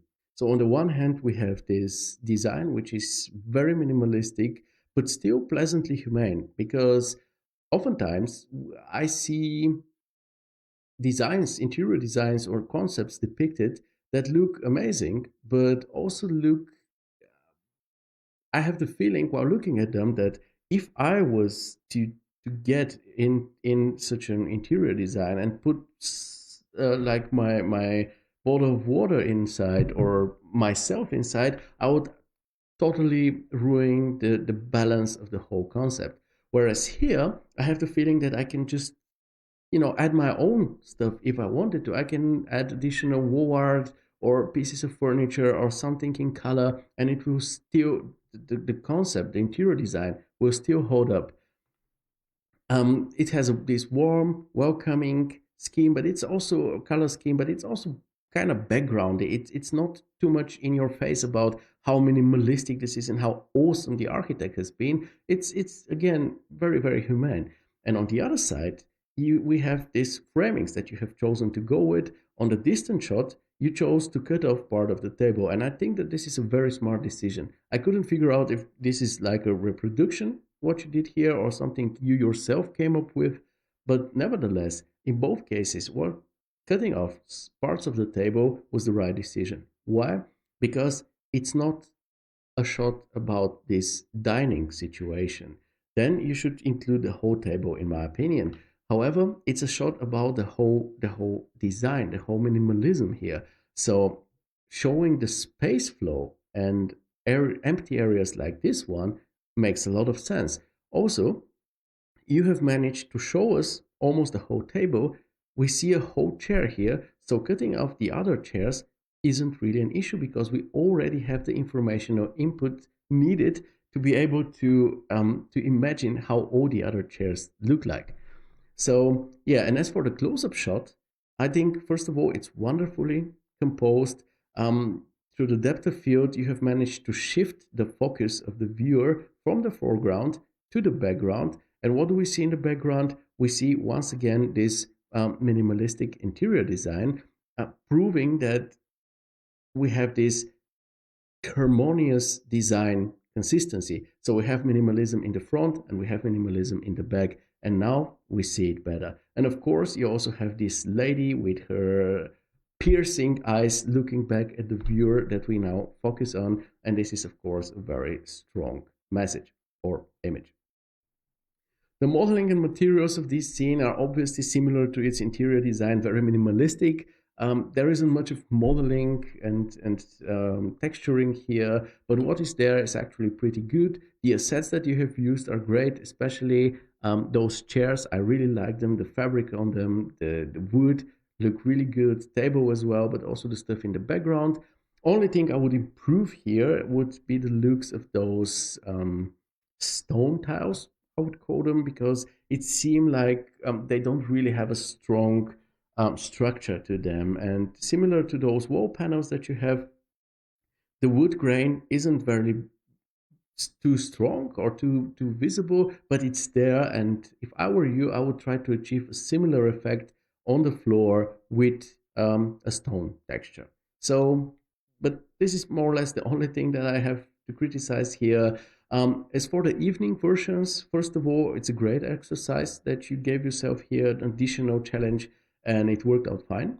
Especially what I especially like about them is the translucency on the pendant. It makes it very lively. It makes it also very authentic looking. And what I also very much enjoy is this visible connection between the light sources you see on the ceiling or the pendant here and the produced illumination. I see it very often with artists in this group and in other ones as well. I'm really pro groups where you see some light, you see, let's say, some spots on the ceiling and then some light elsewhere that has nothing to do with said spots. But in your case, you see the spots and you see what light they produce. You see the light cones under the spots, and this helps better understand the project furtherly, because you see how behind this wall I still see a part of a light cone, so I can assume that somewhere here on the ceiling there are other two ceiling spots. Same with the light cone that we see here. I can assume that there are two further spots somewhere here on the ceiling, and this is great. Um, Now, what is a bit of an issue, maybe here, I don't know if you guys see this, but there is this optical illusion with this building, with this wall art here, because it kind of looks like it's been, the top of it, it's just bent a bit. Take a look at this one. It looks like it's getting bent. The reason for this is the reflection from the lamps and the light that's coming onto this metal frame, making parts of it fuse more with the wall. And this is why we have this optical illusion here. An easy way to get rid of it is to just exclude the metal frame from your light source, and then it should be okay. And if you want a generally stronger evening lighting effect, you can just reduce the strength of your global illumination coming from the left, and then it will be more of an evening scene, which would be immediately visible. But that's everything I have to say about it. Once again, it's a wonderful exercise, Serafim, and next time, just it would be awesome if you manage on your next commercial work to implement the knowledge that you have gotten yourself with this project, because it will definitely profit from it. And yeah, I'm expecting to see more of you in future now that you're back in the group. And now we land at the last work we want to review today. It's by PG Studio. Yesterday I got in touch with them and figured out that his name is Ileri Olua. I think it's a Yoruba Nigerian name. It's just an assumption, but I really practice a lot pronouncing it, and I'm pretty good at it. Did you hear it, Ileri Olua? Anyway, what he writes here is Kitchen Design Series 04. In March 2024, a house flipper needed to visualize how this kitchen for a house in Glenmore Estates, Ohio would look like after renovation. Our design team was able to provide the designs and visualizations as requested and in a timely manner. Swipe right to the end to see the before state of the kitchen and stay tuned for more beautiful shorts from this project. Nice description, man. I love the backstory with the house flipper. Also, that you have stated your goals. This is great. But instead of this, self-promotional stuff here with you doing everything in a timely manner and so great and on time and cost-effective, instead mention something about some stuff more which is more project-oriented, like the software combination, details about your workflow, your challenges, your struggles throughout this work. It would be way more interesting, especially for a group like this, because once again, this is a campus. This is an educational community rather than a marketplace where you find new clients. And by the way, to of course, there is nothing wrong with sharing your Instagram or your website in the end of your post. Nothing wrong with that. But remember that if somebody here would see your work and think, oh, these guys are really good. I want to collaborate with them. I want them for work for me. They would just click on your name here and send you a private message. So they would know how to get in touch. And one last thing, this thing here, swipe right to the end to see whatever. This is Instagram stuff. So I would ask you to please invest the time to adapt your descriptions to the group because it just shows some respect, which I think is very much appreciated. Now, before we review your work, I think it makes sense to take a look at the original kitchen before the renovation. And honestly, looking at those images, I gotta say, maybe this is just a small off topic here, but as somebody who has studied architecture here in Germany for 6 years, I'm not the hugest fan of American architecture. Let me be how to put it, bad about it and just say that those cardboard houses where you can just get angry and punch a wall and make an actual hole in it, especially built in areas where there are lots of floods and tornadoes. I don't think this is a very smart thing to do, especially in comparison to what I've learned here. These massive concrete buildings that are very, very stable and stuff. But when it comes to kitchens and the size of kitchens, I think that the American kitchen is way cooler than the European one. This is just the way I see it. Just take a look at how much workspace you have here, and it's not only to be used for preparing meals and cooking. You can also use it to eat. Let's say you have two bar stools here. You can prepare breakfast for your kids and let them eat it here. There's so much countertop space. You can just wrap presents for somebody's birthday on it. There's so much space, and then there is so much storage. So you can put everything that doesn't need to really be on the outside in that storage so that your countertops are empty, easy to clean, and always ready to be used. And I definitely love this. And I love how much space there is in such a kitchen. Now, obviously, in big cities, not only in Europe, but around the world where there is a high density, having a huge kitchen like this or having the kitchen be around 20, 30 square meters is only, I think, for the richest people among us. But I don't think that this is the only explanation here, because here in Europe we tend to have those small separate kitchens, or at least we used to have them, and then a separate dining room and then a living room, and everything is just so fragmented. And I think that this is just the way we view, or at least used to view, kitchens in the past, because the house that we live in here, it doesn't have the problem which a big city has with lack of space.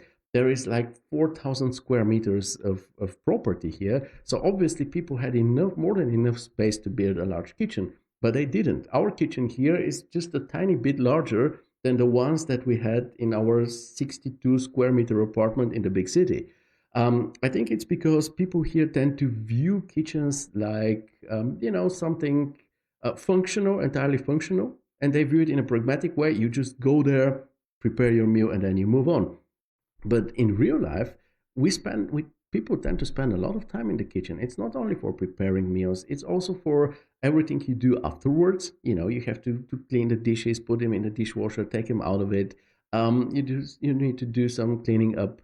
But it's also the place where you prepare your coffee, your tea, your a snack, breakfast for the kids. So you actually we spend a lot of time in the kitchen, and with those small fragmented kitchens that we had here, following things happen. Let's say you have some friends over visiting you, and you want to offer them a meal. So in order to prepare the meal, one of the hosts or both hosts would just disappear in the kitchen preparing said meal, and the guests will just be hanging around on their own in the living room. And because they don't want to be like clients in a restaurant, they would also go to the host in the kitchen. But if you have a small kitchen, then everybody is standing in the way of everybody else, and it just doesn't work. So in the end of the day, I think I would rather have a kitchen like this instead of a huge living room. This was just a small rant, a small off topic, but gladly let me know how the kitchens in your own country or in your culture are, because I have actually never had I've never lived anywhere where we have a really big kitchen. The apartment of my parents in Bulgaria has an open kitchen as a part of a dining room and a living room, but it's also not as big as this one. It's probably around only this part here, but all this rest space is something that I absolutely appreciate. And what I also really love seeing is our craft, the visualization craft, being used for practical purposes, as is the case in this particular case. And I think that this work, PG Studios or Ileriu Lua's work, is a great example of it. And I think that they did a great job here. So let's take a look at the final outcome. Before that, I'll just briefly read Serafim's message. He says, "Thank you, Theodor Vodov. I used Corona Renderer. Thanks for the feedbacks. I took note." I know you do. This is why it's a pleasure providing you with feedback, because I know that next time everything we discuss now will be better. Um, Amit says, "Nice observation and info about kitchens. My wife also likes big kitchens, but unfortunately, as you said, in densely populated cities, the kitchens and living spaces are small." Yeah, there I understand it. It makes sense. Of course, space is scarce, and you cannot have a huge kitchen like this. But I don't quite understand it where you have the space and you still don't do it. But again, I hope this changes in future, because once again, I really enjoy when people are in the kitchen together. It becomes a very social thing. Even if you have guests over, just imagine some people can be preparing food here, other people can be sitting here, still having their drinks or cutting something, helping with preparing the dinner or whatever. I think it's great, and only it's a social experience as well. But now let's evaluate PG Studios' work here. So first of all, to me, the highlight here, because I always, the last works I started talking about the highlights first. The highlight here for me is the authenticity of this kitchen and its informational value. So first of all, I think the kitchen looks very believable, and I think you have achieved a level of realism, allowing the viewer to concentrate on the contents of the image instead of the image itself. And I think in a situation like this is the absolutely like approach. Suave is here. She says, "This looks almost exactly like my kitchen." Okay. Okay, this is good to know, Suave. I will definitely visit you in your kitchen if one day you decided to ask me to, because as I told you, I love kitchens like this, and I loved hanging out with you in Bulgaria as well. But back to the topic here. Um, I think this is great. So if I think what you did here was about this renovation, and what you wanted to show is how the kitchen looks like after the renovation. So what the viewers need to concentrate on is the contents of the kitchen, the functionality of the kitchen, and not so much about the atmosphere, the mood, and stuff like this that we usually pay a lot of attention to. Also, you made sure to add an evening mood to show the illumination concept, and a second angle, because on the major shot, the backside of this kitchen island isn't properly visible. So you added a second angle demonstrating exactly this backside. So now everything is completely clear. And design-wise, I would say this kitchen, the owners of this kitchen, and Suavi, you seem to have a really modern, nice looking kitchen that is also functionally improved from the original, because as you can see here, there is no hood here. And without the hood, it means that all those fat vapors from the cooking will end up on the ceiling and the walls, and the people here will have to repaint very often.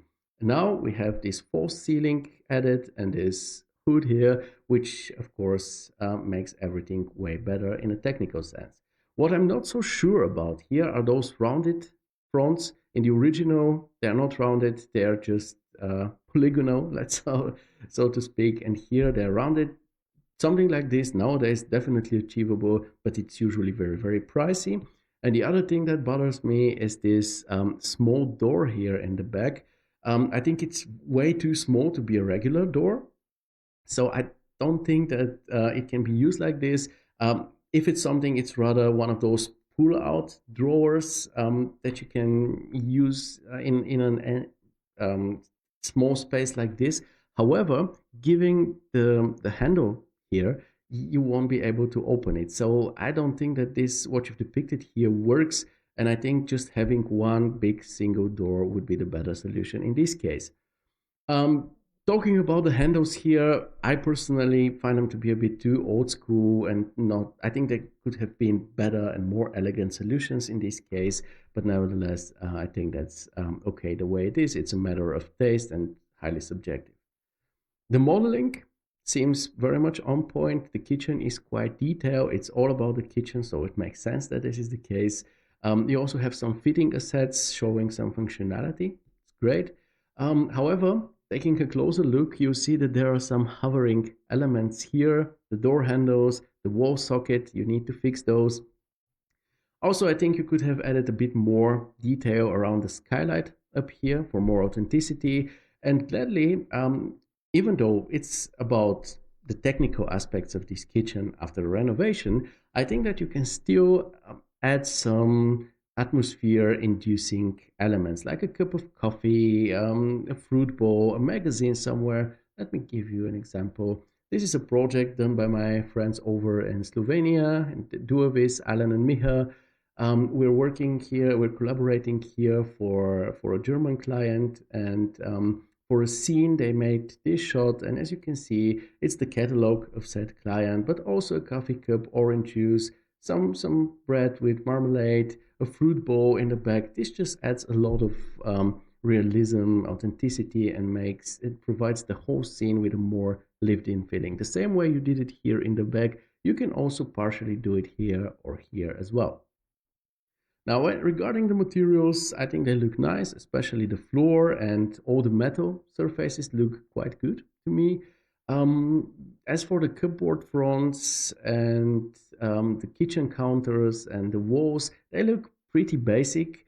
Of course, it very much depends on the client's wishes. I see some reflectivity here, so I know it's not just a diffuse basic material. So probably you have put a lot of thought into this one as well. I see some subtle structure on the wall as well. Now, of course, if those fronts here are just monocolored veneer, then there is not much you can do about it, and it's just good the way it is. If not, then maybe try adding some subtle structure in the form of noise map on your roughness or glossiness map channel, material channel. The lighting is definitely a strength of your work, especially when it comes to the day mode shots, because once again, it allows the viewer to focus on the kitchen itself, its design, its color scheme, its functionality. Let's say you had some sunset or sunrise, this wouldn't be a good idea in this particular case, because it will change the whole tonality of this kitchen. And this is a topic here, because once again, we're having a bit of a technical approach in this case. People want to know exactly what color their kitchen is. So if you overlay it with, let's say, some sunset rays atop of this, making the parts of those here orange or purple or whatever, then it won't be a good look, and it won't be achieving the goals that you initially set to go for. Also, we have a good mix of natural light coming from the outside, from this window, and the skylight, and the artificial lights that are turned on the inside. Feels organic, feels authentic. I really like it. Now, when it comes to the evening mode, things become a bit different. On the one hand, we have definitely a credible simulation. However, this credible simulation is done on the most dark, overcast, and moonless night possible, which is something that if I were you, I wouldn't be doing. Because this provides the scene with this kind of underwhelming film noir feeling that you don't necessarily need. Also, it shows some shortcomings on the kitchen because you see here, for example, the countertop illumination seems to be insufficient. Just try to imagine trying to cut some whatever onions here, and you know that this is not sufficient source of lighting. Um, and also the general mood is more technical than pleasant. So what I would advise you in a situation like this, first of all, is to don't go for pitch black for your global illumination. Instead, make it an evening illumination and let some of this cold exterior light actually come in. I'll give you an example of this. This is a scene of mine. You see it's an evening mood, but you see how some of this exterior illumination is actually radiating also on the inside and mixing with the warm lights on the inside, creating a very pleasant and homey mood. And the second thing I would advise you to is to make sure that everything is very functional. Once again, it's not film noir. People should be able to feel safe and welcome in this kitchen. So try to provide it with sufficient illumination. So here is another example from this project that I've just shown you. This is the office of it. You see clearly on the outside it's evening mood. All the other buildings already have their windows on and interior lighting turned on. But still here, you feel welcome, you feel safe to enter this space and do stuff in it. So yeah, this is what I'll be recommending to you when you have an evening mood like this. Don't go all technical. Try to also make it pleasant to look at. But that's all. I think this is one very competently pulled off work. Just make sure to check out for small mistakes like these hovering handles, and maybe try adding some subtle storytelling as I gave you an example for. And I'm really looking forward to your next works that you'll be sharing with us. And we did the reviewing for today. What we have more, because we're already 2 hours in, are just three quick inspirational projects that I want to show you. First one being by Franz Tanaka, which is, by the way, a very unique name because first part of it is pretty German or Austrian, and then you have Tanaka, which, as far as I know, is kind of Japanese. But yeah, he says, hello friends, my last work, project interior design done in 3ds Max and Chaos Corona.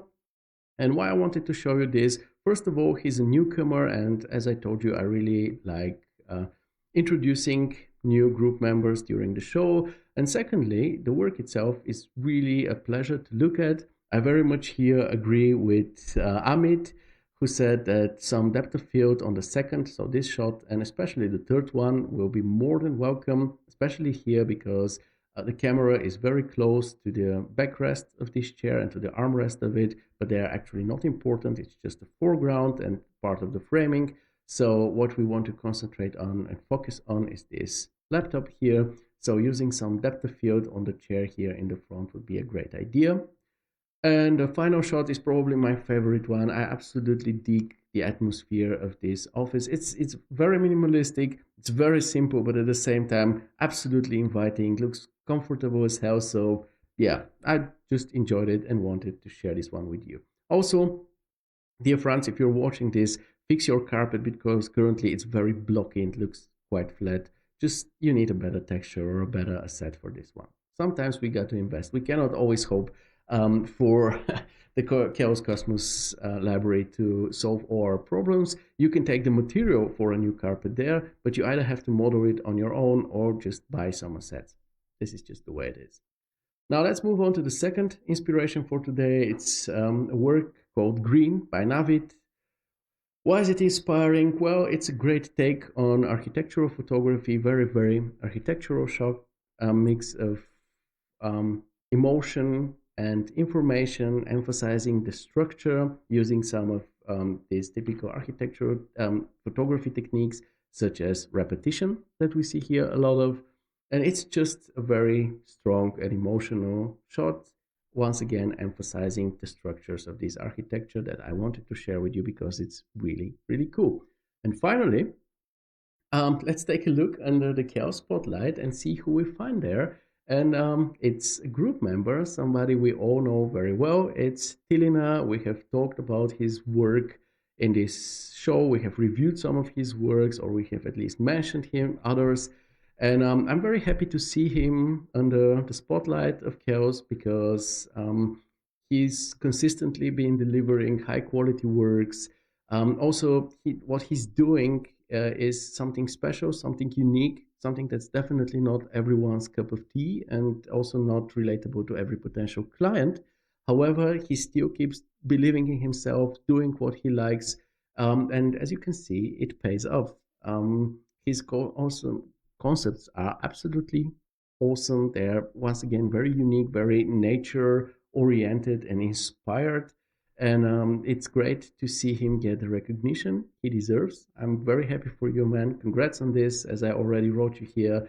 And funny enough, the image they decided to present Helena with is not the most typical one for him because, once again, his concepts are very, very organic. And the wildest thing about them is he actually pulls them off in SketchUp among all programs. Nothing against SketchUp, but if it comes to organic architecture and stuff like this, I think there are better solutions, and we all know that. But he manages to do it in SketchUp, showing that sometimes the limits are we ourselves and not the software that we use, unfortunately.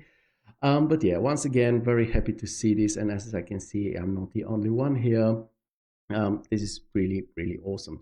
And before we end today's live session, I think, on the last episode of the show, we introduced also the idea of having best image of the last 2 weeks. And I actually managed to find 5 contenders for it. So I will present them to you now. We can take a look at them together, and then I will post them in the group, and you will be able to vote for your favorite image among them. And on the show in 2 weeks, I will announce the winner, and then we will actually change, most likely change this one here, our title image of the group, with the new image that has won out of the 5. And it will probably still say Chaos Campus here, so I have to do some Photoshop work for it. But it will be your images that will be gracing the group's title image in future, providing you with some further exposure, which I hope you can all profit from, and also making the group more interesting and interactive. So, without any further ado, I start with this one. Without any further ado, let me present you with the images. First one, Diego Drews. There is the order here. There is no particular order. I just made it after the names of the original creators. So we start with Diego and his Solomon's master bedroom, followed by Ehsan's living room. Franz, we just saw this. Franz's office. Serafim's Jesse Van Gorp interior, and Smith's interior scene. This is a different one than the one we reviewed today because he posted it yesterday. I really liked it and decided to take it also among the favorites or the nominees for best image of the last 2 weeks. So I will share all of those again as a post, and we'll discuss it with Suave if we make it like in the VW Art Club, where you have 3 votes and you can vote for 3 works, not only one, or if you have a single vote only and you can just vote for one of those 5 words.